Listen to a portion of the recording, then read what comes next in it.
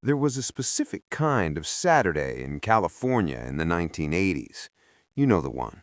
The sun already warm by 10 in the morning, the smell of the car interior, vinyl seats, a little coconut from somebody's sunscreen, and then the cold rush of air conditioning as those glass doors slid open and the mall swallowed you whole.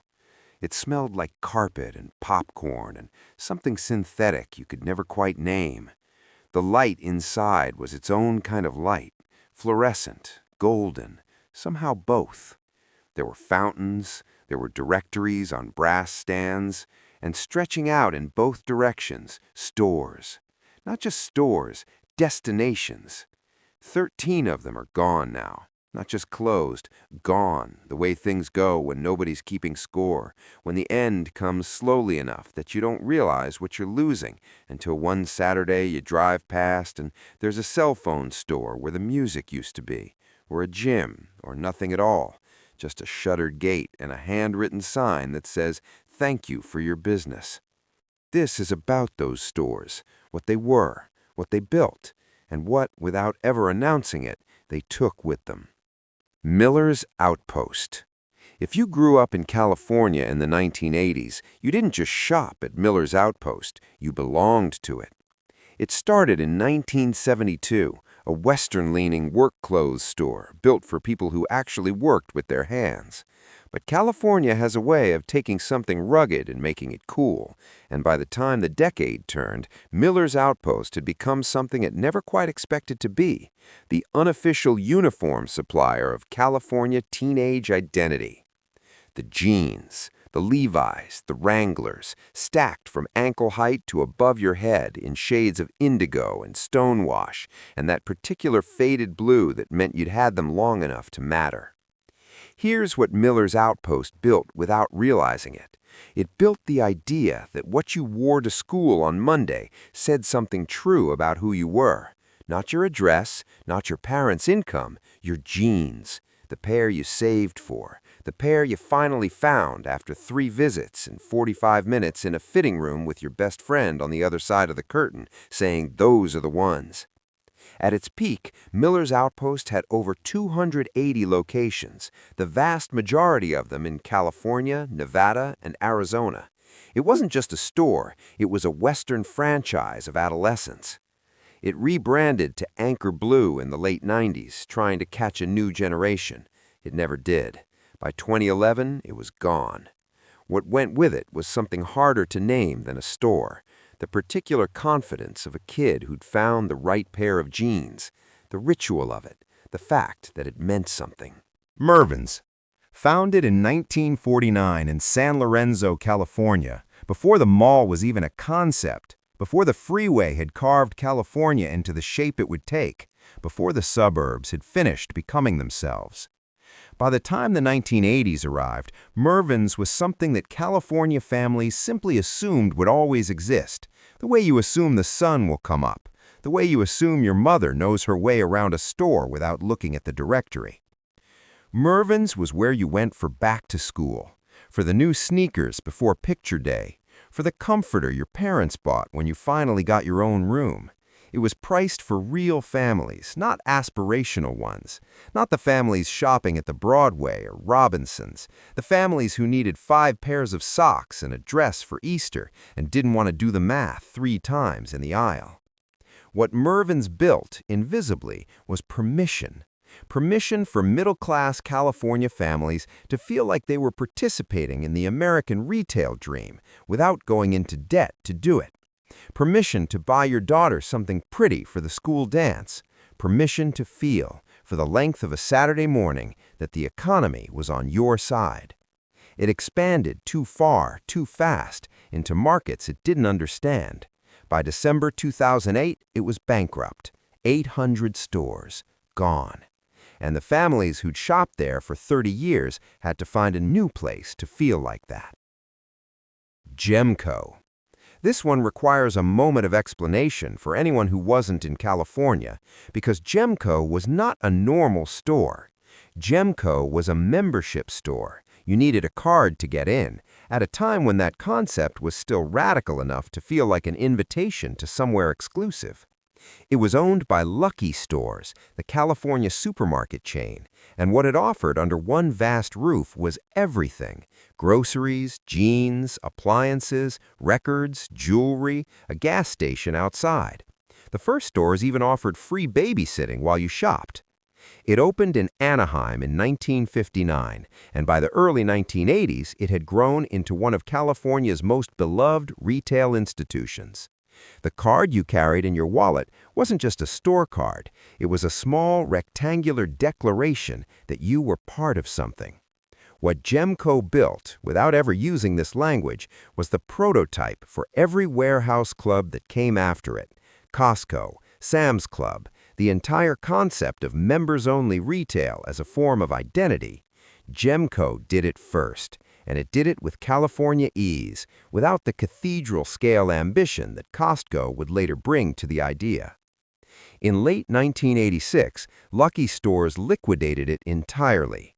The locations, prime Southern California real estate, became targets, which is its own quiet kind of irony. The store that invented the concept was replaced by the chain that perfected what came after it. The membership cards went into the trash. The idea never did. Clothes time. It started at a flea market in Orange County in the early 1970s. Two men, Raymond D'Angelo and John Ortega, buying interesting things at swap meets and reselling them to retailers. By 1974, they had their own store. By 1983, they were public. By the middle of the decade, they had over 300 locations, and their motto was stitched into everything they did: always in fashion, never full price. Clothes Time was not a mall store in the traditional sense. It lived in strip malls, in the spaces anchored by grocery stores and discount chains, lower rent, higher accessibility, a deliberate choice to be where the women who needed it could actually reach it. Dresses for $20 when the department store wanted $70, sportswear and career blouses for women between 18 and 35 who wanted to look like they hadn't spent their whole paycheck doing it. What Clothes Time built was dignity on a budget. Not the condescending dignity of the discount bin, real dignity. The feeling that being careful with your money didn't mean being excluded from looking the way you wanted to look. California in the 1980s was aggressively glamorous. Clothes Time was the store that quietly said, you can have some of that too. It filed for bankruptcy in 1995. The economic headwinds, the competition, the overexpansion, all the usual reasons. By 2004, it was gone entirely. It still owed the state of California almost $3 million in unpaid taxes when the curtain came down. The women who'd shopped there didn't owe it anything. It had already given them what they came for. Contempo Casuals. Founded in 1962 in Los Angeles, sold to Neiman Marcus's parent company in 1978, which sounds like a story about money, and in some ways it was. But what happened inside Contempo Casuals every afternoon in the 1980s was not a story about money at all. It was a story about teenage girls figuring out who they were going to be. The dressing rooms at Contempo had a particular quality of light, flattering, warm, the kind of light that made you look at yourself in a sequined top or a bold plaid skirt and think, yes, that's closer. The racks were packed, the music was loud, your friends were on the other side of the door making the decision with you. Contempo was mentioned by name in the 1995 film Clueless, a California movie about California girls and California malls, and that wasn't an accident. Contempo Casuals was embedded in the cultural DNA of Southern California teenage femininity in a way that's genuinely difficult to explain to anyone who wasn't there. It was acquired by Wet Seal in 1995. By 2001, every last store had been converted. The name disappeared, and a specific kind of dressing room mirror and everything that happened in front of it went with it. Sam Goody. Before Spotify, before iTunes, before you could hear any song ever recorded in 4 seconds on a device that fits in your pocket, There was a Saturday afternoon at Sam Goody, and it was nothing like that. Sam Goody was a music store, but describing it that way is like describing a library as a place with books. What Sam Goody was, in practice, was the place where you went to discover music in the physical, tactile, social way that has no equivalent now. You touched the albums, you read the liner notes, you made eye contact with another person across the cassette bins because they were holding the same tape you'd been looking for. The employees, and this matters, knew things. They had opinions. They had recommendations. Asking a Sam Goody employee what else you might like if you liked what you were holding was the 1980s version of an algorithm, except the algorithm was a 22-year-old from Pasadena who'd been listening since he was 12 and genuinely cared about your answer. What Sam Goody built was musical identity as a social act, the idea that what you listened to was something you discovered in the company of others, browsed for, asked about, argued over, and then carried home in a bag that announced it to the world. By 2024, the last Sam Goody location in the country closed. The music didn't go anywhere. The discovery did. Waldenbooks. There is something worth sitting with here. The mall, that monument to purchasing, to consumption, to the efficient transfer of money for goods, contained in almost every California location a bookstore. Not a Barnes & Noble, not a superstore, a small store, maybe 1,500 square feet. Shelves that required you to tilt your head to read the spines. A children's section in the back that was genuinely its own little world. Waldenbooks was that store. It was founded in 1933 in Connecticut and had grown by the height of the 1980s into over 1,200 locations nationwide, many of them in California malls. And what it provided, quietly in the middle of all that commerce, was a place where time moved differently. You didn't rush through Waldenbooks. You lingered. You picked something up and read the first page and put it down and picked up something else. The staff didn't rush you. The store didn't push you. You were allowed in the middle of a Saturday afternoon with the rest of your family somewhere near the food court to stand in a bookstore and become briefly, completely absorbed in something that had nothing to do with any of it. That is a specific experience, and it was built, invisibly, by a bookstore chain that nobody thought of as culturally significant until it wasn't there anymore. Waldenbooks was acquired by Borders in 1998, which itself collapsed in 2011. The last locations closed quietly, one by one. The mall went on without them. A little louder, a little faster, a little less likely to slow down. Here is what nobody told you was happening. While you were spending a Saturday trying on jeans at Miller's Outpost or flipping through cassettes at Sam Goody, or standing in the cool fluorescent light of Waldenbooks with a paperback open to page 1, a set of decisions was being made that you had no part in.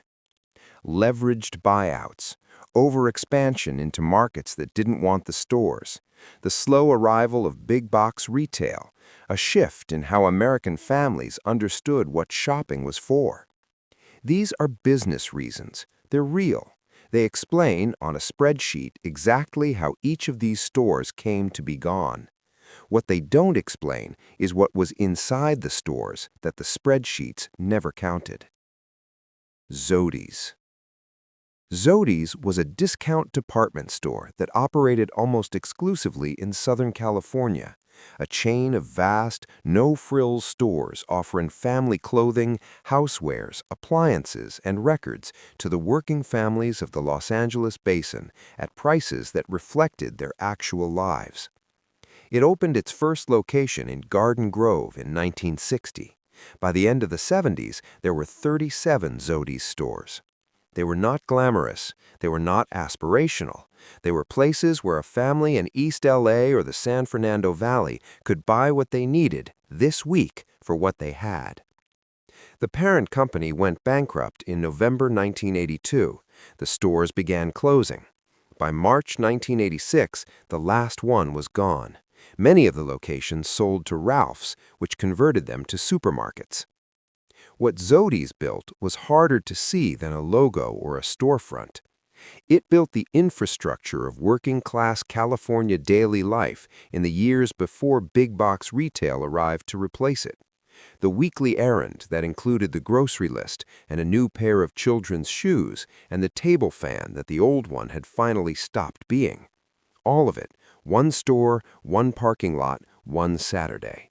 When Zody's closed, those families didn't stop needing those things. They just had to find 3 places to get them instead of 1. The Broadway. The Broadway was not forgotten the way some of these stores were forgotten. It was absorbed, consumed, turned into something else. But that's its own kind of forgetting. The Broadway was a California institution, a department store chain that had been part of the Southern California retail landscape since 1996. By the 1980s, it was the anchor of dozens of California malls. You oriented your Saturday around it. You met at the Broadway entrance. You parked near the Broadway because you knew where it was. It had a particular quality of air, department store air, perfume counters near the entrance, a subtle hum of climate control, the sense that you had walked into somewhere that took shopping seriously.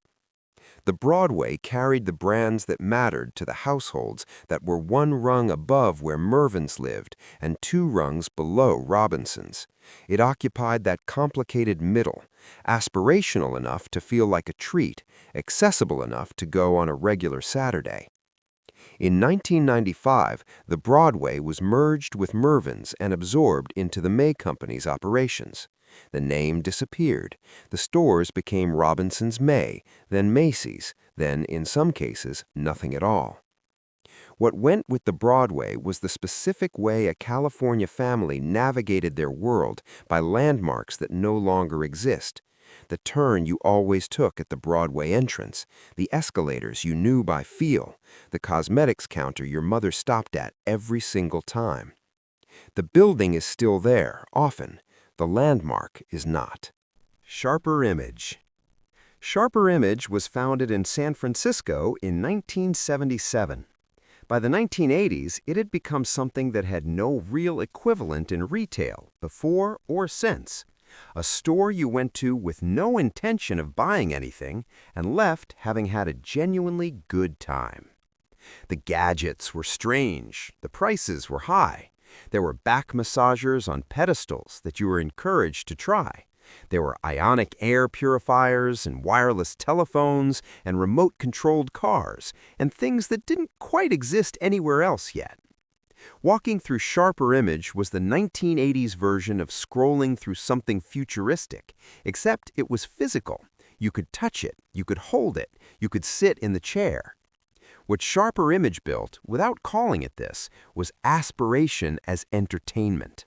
The idea that you could walk into a store, spend 45 minutes, touch a dozen things, watch a demonstration of a gadget that cost more than your car payment, and walk out feeling like you'd been somewhere interesting, even if you'd bought nothing, even if you'd never buy anything, even if the whole visit was just a detour on the way to the food court. That experience doesn't exist anywhere now. There is nowhere to go and browse the future in a physical space. The future comes to your phone immediately, without the chair. Sharper Image filed for bankruptcy in 2008. Most stores closed within months. The massage chairs went to liquidation. Orange Julius. It's worth saying something about Orange Julius because what it was is easy to underestimate. Orange Julius began in Los Angeles in 1926, a street cart selling blended orange drinks. By the 1980s, it had become a permanent fixture of the California Mall food court, and its particular product occupied a cultural role that no chart would ever capture. The Orange Julius was the official drink of not buying lunch. It was what you got when you were 13 and had $4 and had already spent 2 of them on something at Sam Goody and needed to get through the afternoon without asking your parents for more. It was cold and sweet and slightly frothy, and it came in a cup with a straw, and you walked around the mall with it feeling, in the particular way that teenagers feel things, fine.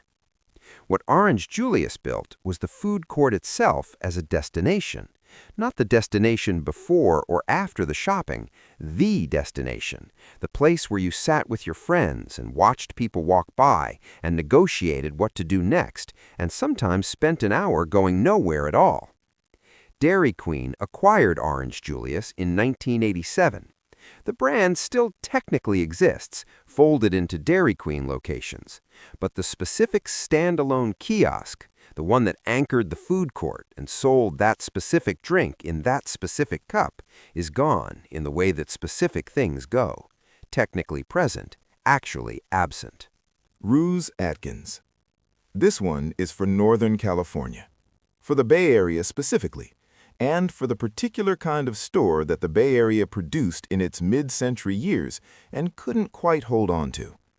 Roos Atkins was a San Francisco menswear institution, formed in 1957, expanded through the Bay Area, a name that became synonymous with the idea that a man in San Francisco dressed a certain way, carefully, with attention, with the quiet confidence that the Bay Area always seemed to carry in that era, before the tech industry arrived and redefined what a successful Californian looked like.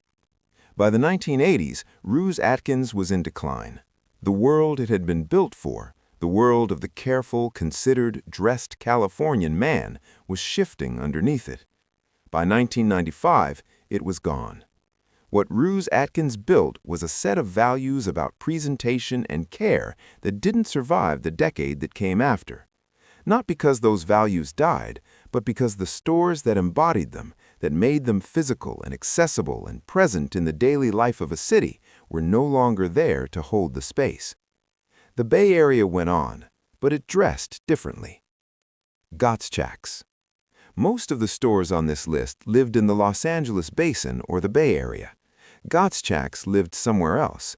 It served the Central Valley, Fresno, Bakersfield, Modesto, the California towns that the travel magazines didn't write about, that the coastal conversations didn't include, the towns where the families were agricultural, where the economy was different, where the nearest Nordstrom was hours away, and what you had, what your family had relied on for decades, was Gottschalks.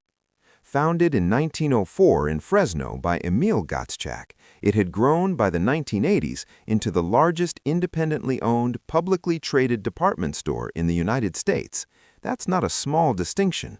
It meant that the Central Valley had its own anchor, not a franchise of something built somewhere else, but something that had grown up there, that had been part of those towns the way the park or the library is part of a town. Bankruptcy claimed it in 2009.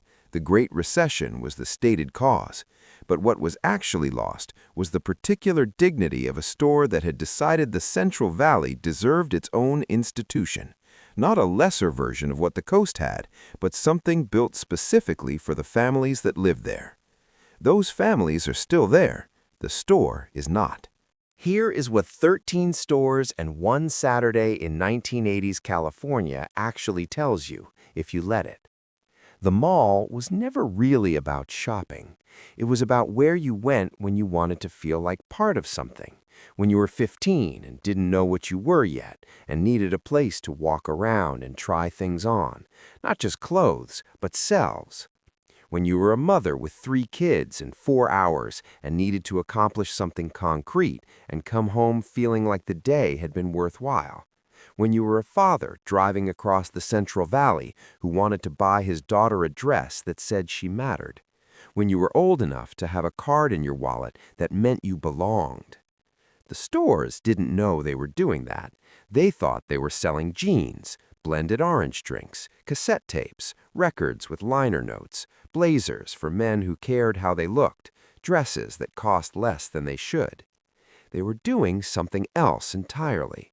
They were building the invisible architecture of an era, the places where California families, in all their variety and all their economic reality, got to feel like participants in something worth participating in, the connective tissue between who you were and who you were becoming, the backdrop against which actual life happened, the first date, the back-to-school run, the birthday that mattered, the Saturday that didn't need to mean anything at all.